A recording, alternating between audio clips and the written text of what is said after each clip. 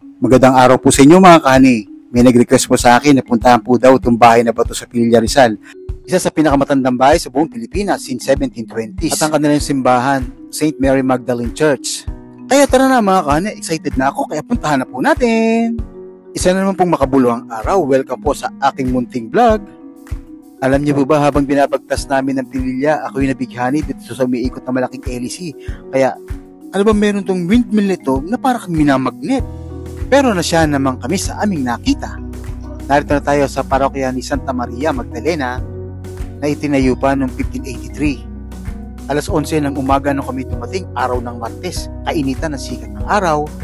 Kitang-kita ko ang architectural design ng simbahan mula sa labas pa lamang. Maluwag at malawak ang espasyo ng simbahan. Isang maiksing kasaysayan lang po, ang bayan ng Tanay ay dating bahagi ng Pililla. Kaya ganyan kalawak at katanda ang kanilang simbahan. Pagpasok mo pa lang sa loob ng compound ng simbahan, makikita mo na kaagad ang 12 rebulto ng mga apostoles, ng mga pangunahing tauhan sa Biblia. San Pedro, San Simon, San Mateo, San Juan Bautista, San Bartolome, San Andres, Santo Tomas, Saint Jude, San Felipe, Santiago na anak ni Alfeo, Santiago na anak ni Abideo, at ang pinakahuli ay si Judas Iscariote. Kaya't ikutin natin itong kalawakan ng compound. Kung susuriin mo mabuti ang labas ng simbahan, ito ay yari sa adobe. Maaring itong adobeng ito ay nagmula pa sa malayong lugar. Kaya napakalaking kontribusyon ng ilog sa paggawa ng simbahan. Kaya pala lahat ng kabayanan ay may ilog. Bukod sa pinagkukunan ng inumin at transportasyon, malaking gamit din ng tubig sa pang-araw-araw na pamumuhay ng mga tao. Katulad nitong paggawa ng malaking simbahan. Habang hinuhulman nila ito sa gusto nilang hugis, ito ay nakababad sa tubig para lumambot ang mga bato at hindi ito pumutok. At teka muna, wala ka sa Europe. Tingnan mo naman ang loob. Talaga namang mabibighani ka. Napakaganda. Pulpito na dating pinagsesermonan ng pare at pati na rin yung altar. Tumutugma lahat ang kulay ng design, pati sa kisame, pati sa flooring, pati sa wall, na natural na kulay ng adobe, na lalong bumubuhay sa ganda ng kisame. At malagintong chandeliers na nakahanay sa kahabaan ng simbahan. Sa oras na ito ay katanghalian. Kaya lahat ng sikat ng araw ay dito pumapasok sa simbahan. Kaya maliwanag, para siyang may liwanag na nanggagaling sa ilaw pero ito'y galing sa sikat ng araw. Meron ding maayos na ventilasyon na pasukan ng hangin. Alinsabay din ng sikat ng araw. Ay, sa bagay nga pala nung araw wala pang kuryente. Kaya ang pari nagmimisala doon sa pulpito doon sa gitna. Hindi pa noon uso ang Meralco. At kung titingnan niyo yung mga chandeliers, ito ay mga kulay ginto. Wala ba kayong napapansin sa mga sinaunang simbahan na katulad nito? Ang kakapal ng kanilang mga dingding. Sigurado ako napakaraming adobe nito na sinalansan at ginamitan ng itlog na sinamahan daw ng apog. Ang babaeng patron saint nila, Santa Maria Magdalena, ito yung tinatawag na retablos design ng altar. At tingnan nyo naman mga kahani ang adobe ang pagkakasalansan nito para maging dome na hugis na katulad nito. Bibihira na gumagawa nito ngayon. Yung mga sinaunang gawa ng simbahan na ito ay malalalim ang pundasyon para hindi siya basta-basta babagsak sa mga baha at mga lindol. Kaya madalas isipin ng ating mga ninuno na gumawa nito na kwentong bayan na lahat daw ng simbahan ay may lagusan. Totoo man o hindi ito, siguradong malalim ang hukay na siyang magpapatibay sa simbahan.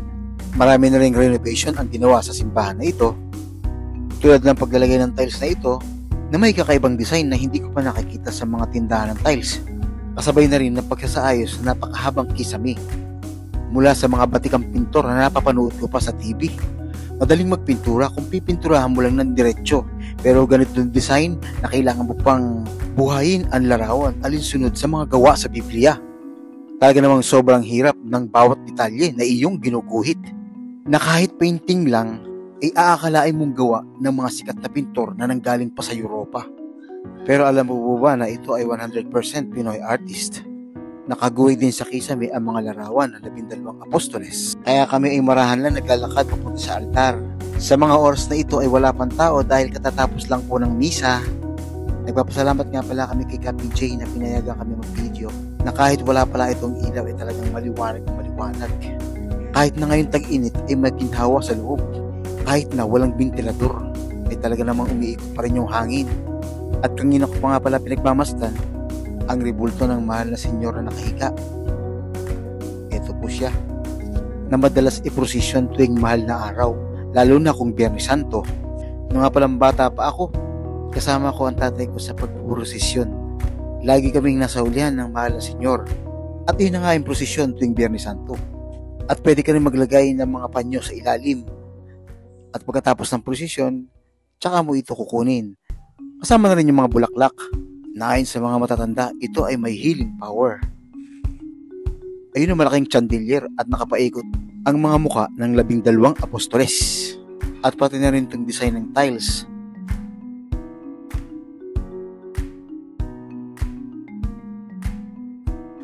Ang larawan ng muling pagkabuhay ng Panginoon. Mga pagpapakita sa kanyang mga alagad na lahat ay naaayon at nasusulat sa Biblia. Muli nga pala kami sa Adoration Chapel, pero sarado kaya tinignan na namin sa labas. Ang ganda tsaka ang linis. Adoration Chapel. At ito, bawal pumasok pero pinapasok pa rin kami ni Kapi J. Talagang malaki at malawak ang simbahan ng Pililya. At sino mag-aakala na maluwag din pala yung gilid nito? Malawak pa rin. Talagang matanda na po ang istruktura dito. Ano po? Makikita nyo na daan taon na. Ano po? Narito pa rin po ang parokya ni Santa Maria Magdalena. Ang crucifixion. Ano, tabla po ba yun? Tabla? Ha? Tabla po yan, ano? Mga tabla po yan, ano? Ay, mga tabla. Ayun, mga sinauna po yan. Struktura, oh. Pagkakalam po sa mga ganyan po, talagang papahalangan ng mga matatandang kahoy yan. Tapos meron po sa ilalim na nakaano pong kahoy ng tabla din. Ano po? Kasi bago lagyan ng mga adobe na tinabas sa ilog, popormahan muna ng mga tabla matataas po yan. Ano po? Na malaking tabla yan. Mga century old po yan. Yung mga punong yan. Kasi nung araw dito, siyempre marami pang punong pagpipilian. Kaya nakakapili sila ng mga ayos. Yakal. Hindi yakal yan.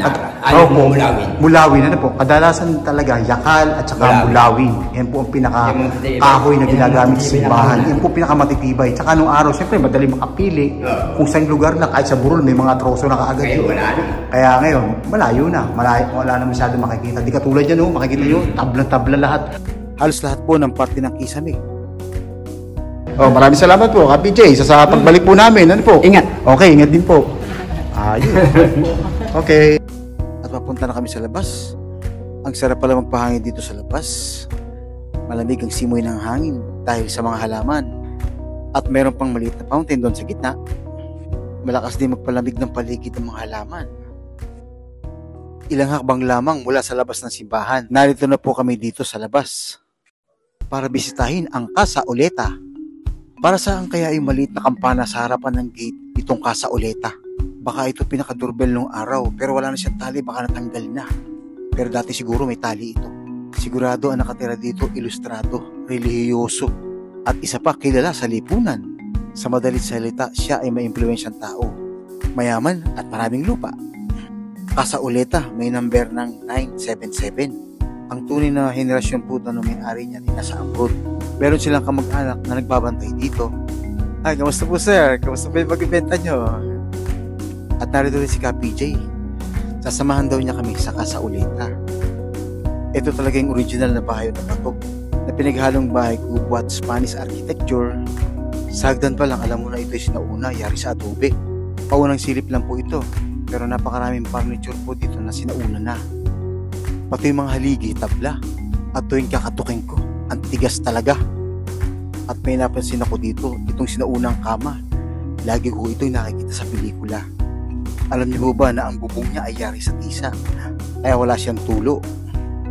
Siguro yung nagawa ng simbahan at saka ito isa lang. Buo pa rin yung bintana niya, nakabis. Wow, kakaiba talaga yung gamit dito. Parang hindi ko nakikita ito sa kasalukuyan. At yung upuan na ito ay katangi-tangi, parang siyang may kamay. At kinatok ko, yari sa matigas na kahoy. Kaya mga kanay, paunang silip pa lang po ito. Wala pa po yung may-ari. At may mga alam sa lahat ng mga furniture dito. At tingnan nyo yung pintuan, panahon pa rin ng Kastila. Hindi pa rin binabago. At ayos na ayos pa rin ang pagkakalinya ng mga adobe. Talagang matibay ito. Kaya sa susunod, yung mga katanungan tungkol sa mga furnitures, aalamin natin. Hanggang sa muli po, ito po si Master Rani po. Abangan po natin ang part 2. Maraming salamat po.